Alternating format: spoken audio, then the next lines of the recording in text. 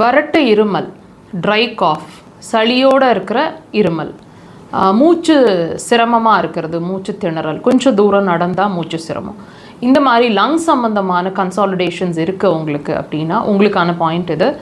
நான் சொல்லித்தரேன், நல்லா கவனிங்க. இது வந்து ஆள்காட்டி விரலில் இருக்குது. ஸோ 2 கையில் இருக்கிற ஆள்காட்டி விரல்லையும் நீங்கள் ப்ரெஷர்ஸ் கொடுக்கலாம். ஸோ நம்ம உங்களுக்கு லெஃப்டில் நான் சொல்கிறேன் இப்போது. ஃபஸ்ட்டு க்ரீஸுங்க, செகண்ட் க்ரீஸ், தேர்டு க்ரீஸ். இந்த தேர்டு க்ரீஸில் இந்த வெளியில் இருக்கிற டார்க் ஷேடும் உள்ளே இருக்கிற லைட் ஷேடும் சேர்ற இடத்துல எக்ஸாக்டாக அந்த க்ரீஸில் இருக்க அந்த பாயிண்ட்.